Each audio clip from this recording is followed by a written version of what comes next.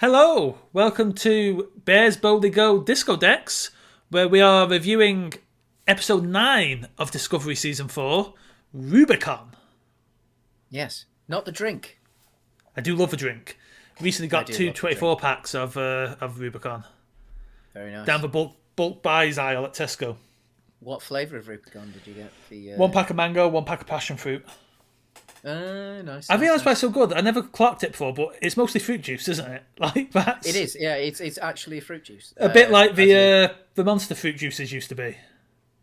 mm. They had a bit of Monster in them, but they were predominantly. Wasn't it the Relentless ones? The Relentless fruit juice. Yes, Relentless Juice. That was Yeah, it. yeah, Although yeah. Monster had a Mm, lemonade like that was yeah, meant for hangovers. That was mostly green yeah. tea and lemonade, and didn't have anywhere near as much of a usual kill you Nonsense. monster chemicals in it. Yeah, because Monster always to me felt like I was drinking distilled America, whereas Relentless, especially the juicy one, like the Relentless juice, it was half orange juice and half Red Bull. So it was like The it was all right. Um, Relentless Juiced has been many a Sunday lifesaver for me at Leeds Festival over the years. it was. I don't know what it. I think it was when I was at the video shop, way back in day, and I used to have it on one of the days. And Yeah, I think it was because I used to have a regularly would have a late night the night before, so it was that like kind of like yeah I need this hit yeah. thing, but I couldn't because like a normal energy drink just makes me feel sick. Like I feel nauseous if I have a whole can of Red Bull or what have you. So like a whole can of Relentless or Monster, and I probably would be Yeah. hurting. But like for some reason that fruit juice energy drink combo was Speaking of energy, acceptable. I Mm. think I've mentioned it to you before, and we will get on to the topic soon. I promise, guys. We're very unfocused tonight. Mm. You It's should taken have us seen about what we haven't recorded. It's taken us about an hour to get to the point where we've hit record. Mm. I've mentioned to you how I wonder if I potentially have ADHD and just never got diagnosed with it. Yes. Um, I read recently that apparently caffeine has the opposite effect on you if you. Which brings to Have I? mind all our late night editing sessions where you'd brew me like a nice hot cup of coffee to keep me awake and I just zonk out like 5 minutes later. Oh yeah, yeah, yeah. And it was one of those moments I was like, huh, that feels like another like dot being joined in my Yeah. self-diagnosis trail. Guys, don't self-diagnose. It's not good. No, Don't no, don't no. don't WebMD things. I mean, certainly don't WebMD. Go to go to the NHS website. WebMD, sponsored by that doctor that wants to sell you a book. Like it's But just on to Star Trek, shall we? yeah. Well, I mean, speaking of energy, we are hunting down the energy source of the Yes. anomaly. And are we going to blow it up or are we not? James, what happens? Well, so spoilers for Rubicon, Of course, and if you want the spoilers for a tasty drink, beverage. it is good. If you never had it, buy some. Mm. The lychee one is nice. I might. Oh, I don't think I've had the lychee one. It's good. Yeah. And so they What we dis- should do is have a review of drinks one day where we just talk nothing. a Nothing about YouTuber drinks, I just follow about recently did a review Star of Trek. British crisps. Just sat there with a mate and we ate British crisps together for an hour. It was a great I video. mean, they're a dime a dozen. What you want is a discussion about drinks where they never talk about drinks and we just talk about Star Trek. Well, instead of this Star Trek episode where all we talk about is drinks. Yeah, yeah. Sorry for this episode, guys. I'm not. So yeah, Discovery is tasked with hunting down Booker and God, excuse me for a second. I'm just cramping. Booker and what's his name?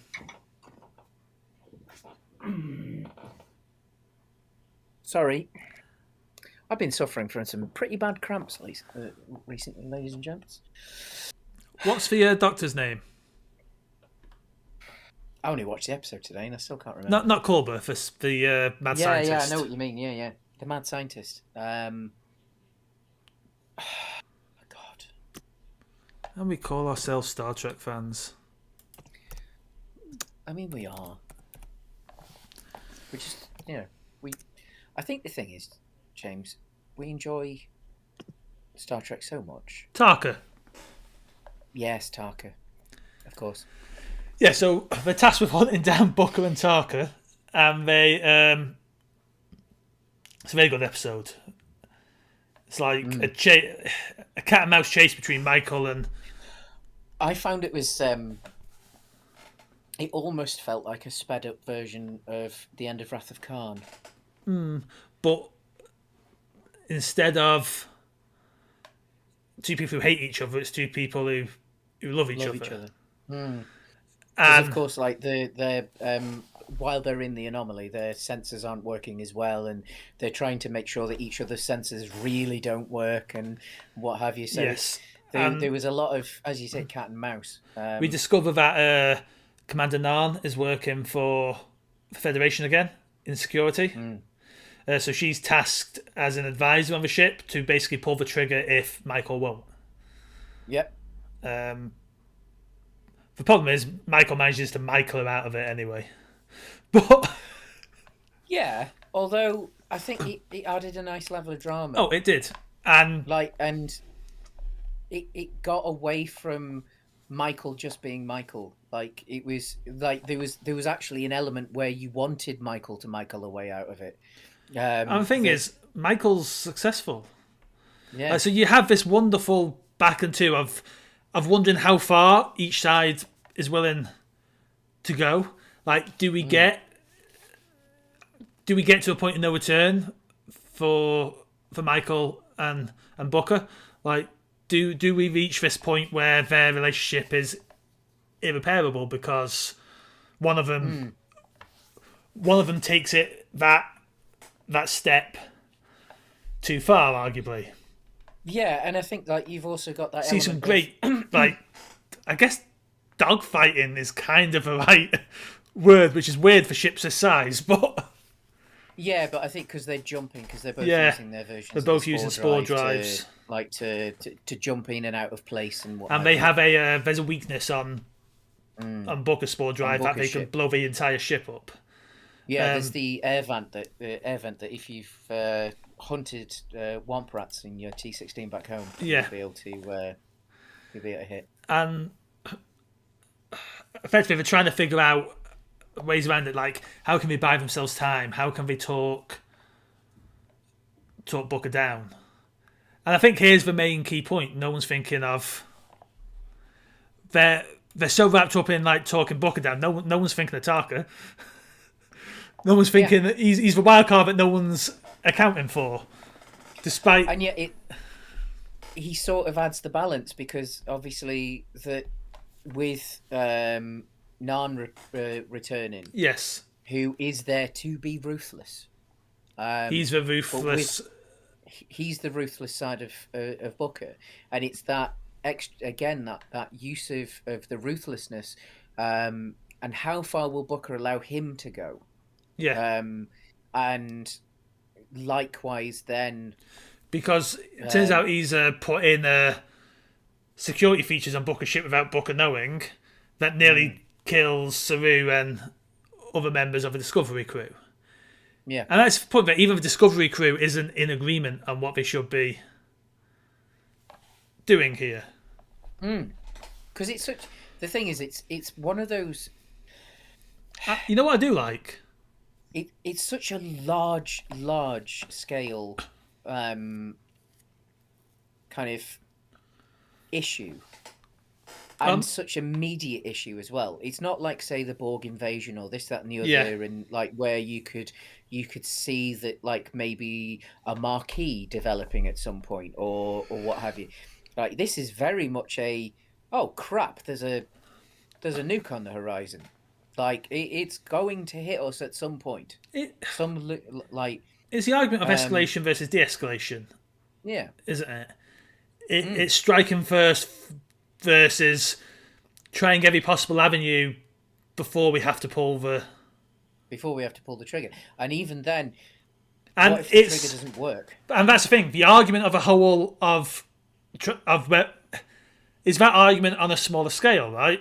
The argument of dealing with a DMA of pull the trigger before or try and talk it down is the same argument that's happened on Discovery. We can stop this problem right now by blowing up this ship. Yeah. Or do we try and live up to the ideals we're meant to?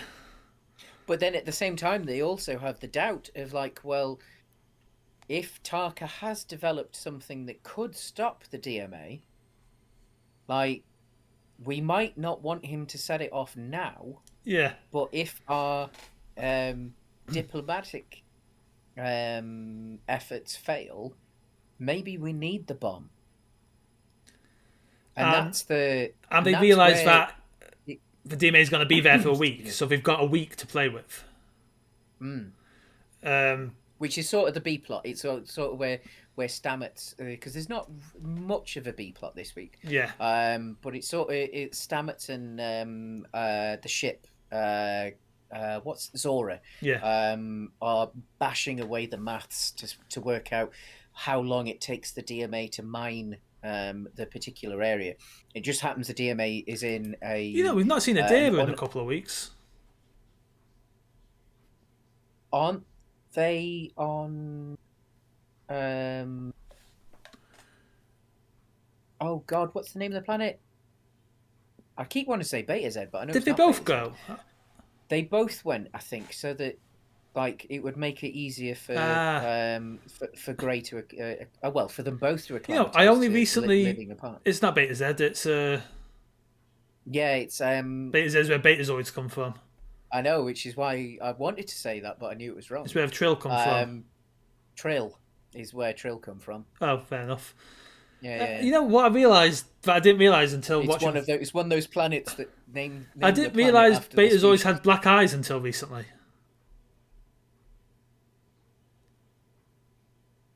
No, neither did I. Yeah, Betazoid's eyes are all black. Huh. I think maybe it's downplayed a little bit with Troy because she's half human. She's half human. Yeah. Yeah. But yeah, watching Voyager and the episodes with the killer.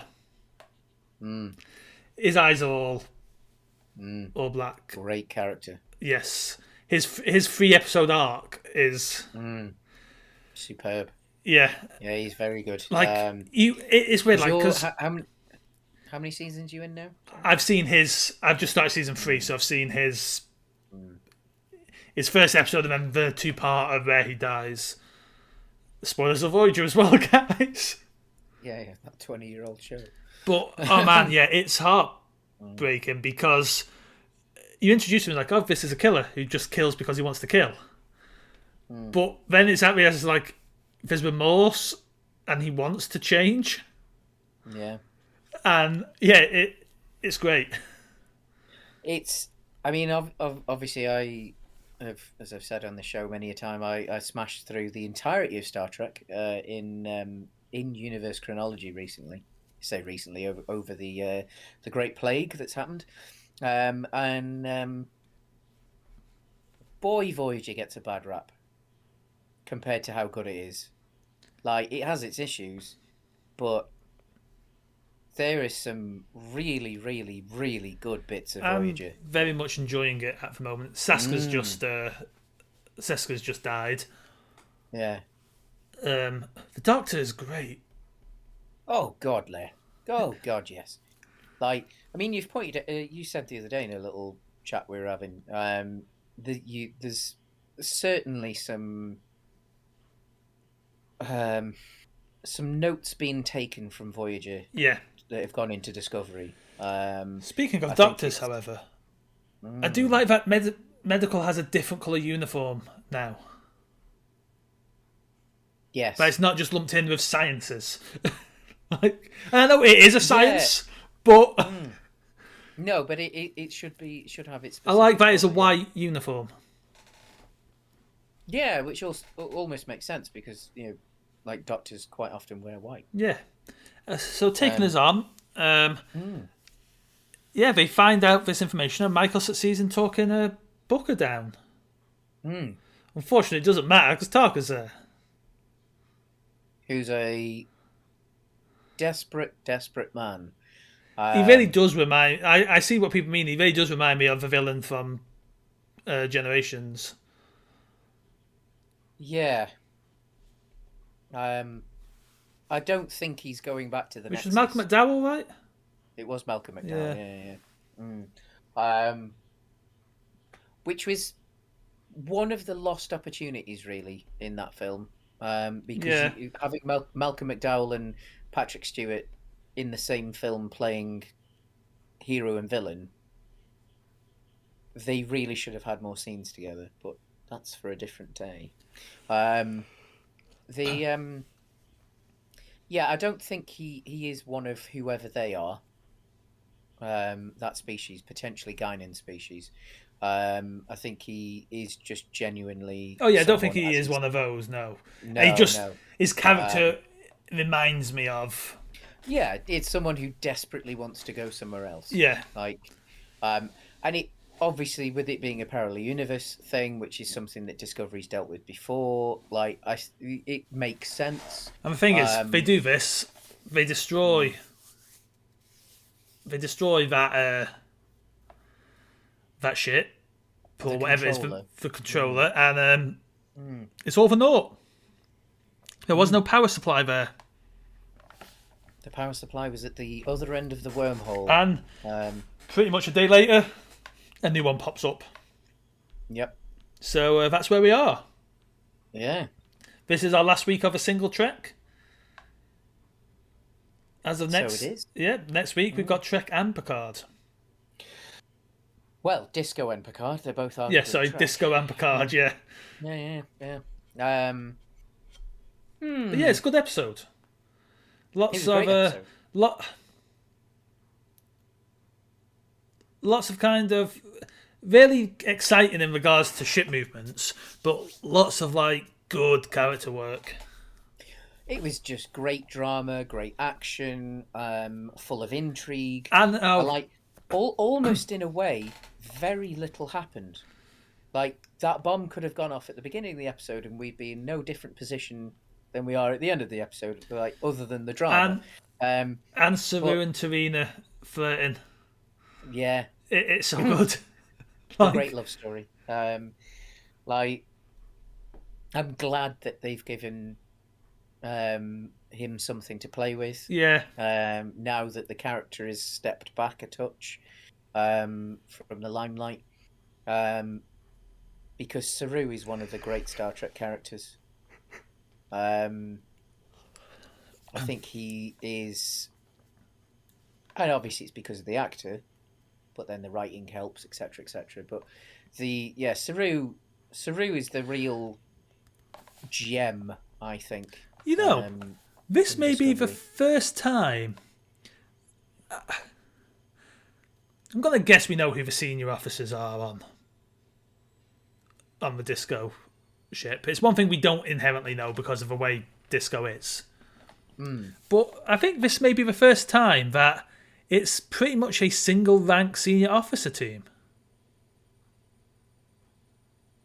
Really? They're all lieutenant commanders. How Bryce, strange. Reese, Stamets. Although I could have sworn although I say I could have sworn Stamets was a commander, but lieutenant commanders tend to get called commander, don't they? Yes. Yeah, they're all apparently Because it's more Nilsson, Detmer, junior commander than it is senior yeah, lieutenant, if you know what I mean. Owasaka, they're all lieutenant commander rank. Linus is only a lieutenant. Yeah. But yeah, there's no ensigns on this senior officer team. Yeah, but I think as we discussed in a previous episode, like because it was These are probably all field promotions, to be fair. they probably all feel a good chunk of them are possibly field promotions, but also at the same time, they possibly were all at least lieutenants because it was such an experimental. Oh, Thingy was an ensign, cutting wasn't edge she? piece. Tilly. Yeah. Yeah. But yeah, I mean, like they all would have had to have been at a trustworthy And level of speciality. Adair is an ensign as well. But they've picked them up since, haven't they? Yeah, They're not from recruited the in. original. Yeah, they're not from the original crew. But But yeah, as I yeah, say, it's just a random thought I just had there. And I assume, thing is, outside of obviously we know Detmer's the pilot. Is Owoski an ops? She sits next to Detmer. Yeah. But then ships of Discovery's era didn't have an ops. No, they had co-pilots essentially. Yeah. It was I'm gonna guess Nilsson is potentially security now, since Nahan left. I don't know. The thing is, we don't know what actually positions these. No, it's. I mean, but it's an interesting thing that you pointed out, though, isn't it? Because like obviously Stamets is head of science. Was he head of engineering? Yes. No. Is he actually the engineering head? I think he might be head of engineering. Or is it a combo because of the nature of a ship? Well, there's a good question. Because an argument can be that Thingy is head of engineering. Tig Navarro's character. Yeah. Tig Navarro. Yeah. She's just Tig Navarro. That's it. She's just anything she's in, she's Tig Navarro. Very good at it. She's incredible at being Tig Navarro. Yeah. It's strange because like I don't mind the fact that she's Tig Navarro in everything. Yeah. Like even in Army of the Dead, which is a terrible film. Which I believe she was edited into because she wasn't originally. Yes, because the original, well, the character that she replaced wasn't the character that she ended up playing, because originally there was no pilot character to fly this helicopter that they needed to fly at the end of the film. Spoilers for a shit film. But also was edited in because the original actor managed to cancel himself. But still on the kind of thought of she was like, I can tell you exactly what all the senior officers on Voyager are. You've got Paris as helm.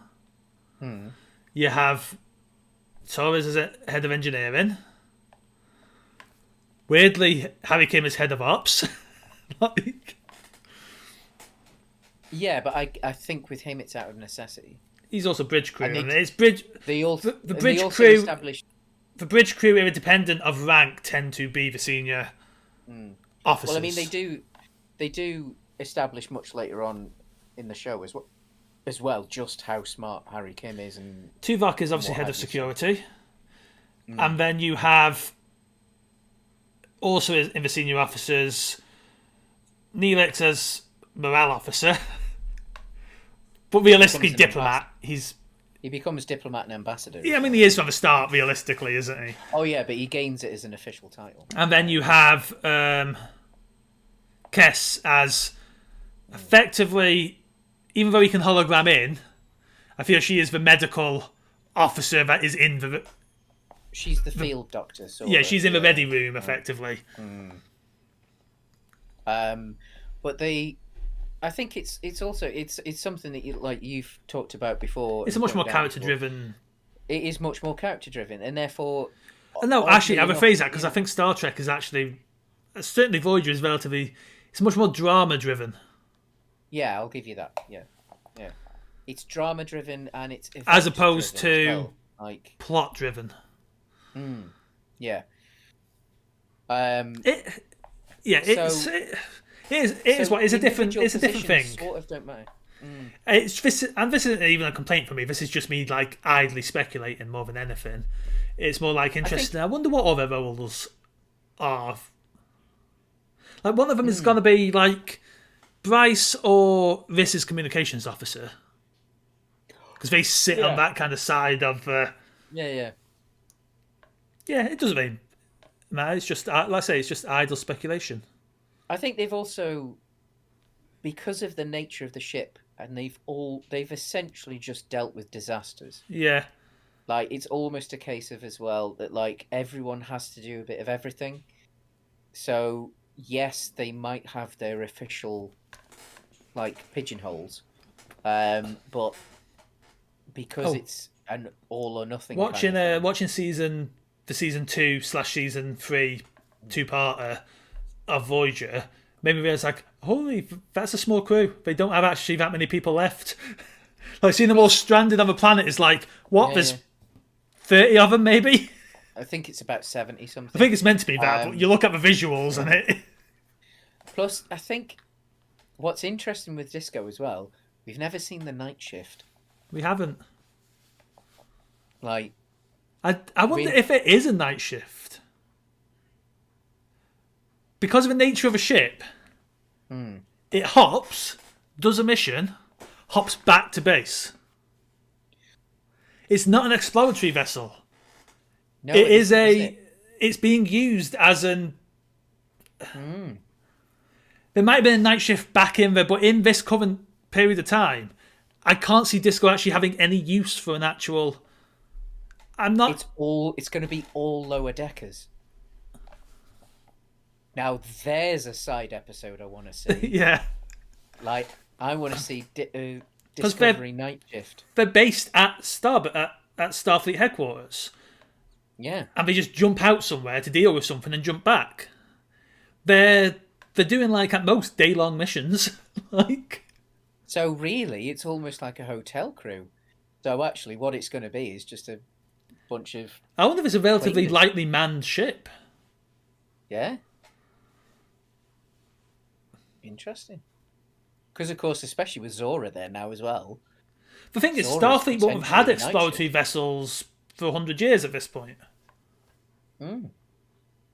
Because they haven't been able to explore for 100 years. Yeah. And as soon as we've got that ability back, the DMA's arrived. Yeah. Another disaster to deal with. Oh, I want to see Disco Night Shift. Yeah, Starfleet doesn't operate in the way that the Starfleet we're familiar with operates. The missions are going to be a case of, this planet needs supplies. Take them. Yeah. That's interesting, isn't it? And on that note, yeah, we should see you next week for tonight's episode, for realistically, because that's when we're recording this. Yeah. Which is episode 10, I believe, isn't it? Yes, and it is called... Is it named after a drink again? I don't know the episode yet. Yeah, it doesn't seem... Sauvignon Blanc. Yeah, IMDb doesn't have the episode name up yet. Nah, fair enough. But they're heading beyond the galactic barrier. Or at least attempting to, yes. Aye, where no ship has gone before. Or few have gone before. Except for the Enterprise. Yeah. In the pilot episode. Well, the second pilot episode. Yes. Yeah. But we know what what happens if it's Gary Mitchell? What if the DMA is just Gary Mitchell's eye? It's just going to be... I mean, it could be Gary Mitchell. Like, that's I wouldn't hate that. No. I mean... Because a lot of people won't know who Gary Mitchell is. So... Like... Why not? Why not? If this is just the revenge... Like, Gary Mitchell's revenge. I've seen some other people suggest, that sure looks an awful lot like a whale eye. Yeah, or just an eye. It just looks like an people eye. are like, I wonder if it's where the whale probe came from. Well, I mean, that did have disturbingly large amounts of energy. Yeah. Like, to do what it did to Earth just by shouting at it. I see some people speculate it looks an awful lot like the Apocalypse weapon from the original series. Oh, yeah. Yeah. And then I've seen a shot of someone zooming in on it, and they copied in a picture of Boimler from the orgy scenes in Lower Decks. Which, Yeah. But yeah, on that note, Mm. live long and We'll prosper, see you next guys. week. Live long and prosper, everyone.